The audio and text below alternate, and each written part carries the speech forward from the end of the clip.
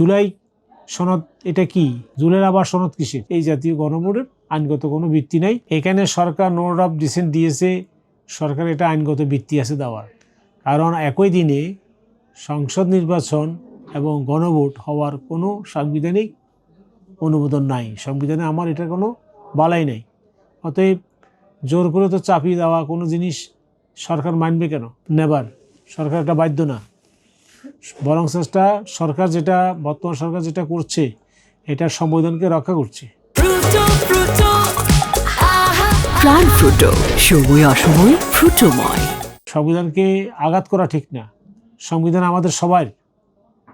আমরা এটা এটা এক ধরনের আমরা জাতিসত্তা, আমরা এটার আলোকে আমরা চলি, রাষ্ট্র চলে, সমাজ চলে, প্রত্যেকটা নাগরিকের মৌলিক অধিকার রক্ষিত হয়। এখানে যে কেউ ইচ্ছা করলেই চাপিয়ে কোনো কিছু চাপিয়ে দেওয়া যায় না। সংবিধান অবশ্যই স্বীকৃত হইতে হবে। সংবিধান স্বীকৃত কোনো কিছু যদি কোনো কিছুই অবৈধ। অতএব আমি মনে করি এটা খানিকটা এখানে অনেক আইনজীবী অনেক রিট করছে, অনেক মতামত দিয়েছে। সরকারের সদিচ্ছা যদি থাকতো সরকার অবশ্যই এগুলোর প্রতি কর্ণপাত করতো, কিন্তু সরকার এগুলোর প্রতি কর্ণপাত না করেই একটা গণভোটের আয়োজন করছে একই দিনে। অতএব আমার ব্যক্তিগত মতামত যে এই জাতীয় গণভোটের আইনগত কোনো ভিত্তি নাই, অতএব নোট অফ ডিসেন্ট দেওয়া বৈধ। এটার সমাধান হলো সংসদে এটা নিয়ে আলোচনা হতে পারে। এটা নির্ধারিত একটা ইস্যু সংবিধানে আনতে হবে। মেজরিটি সংসদ সদস্য যদি মনে করে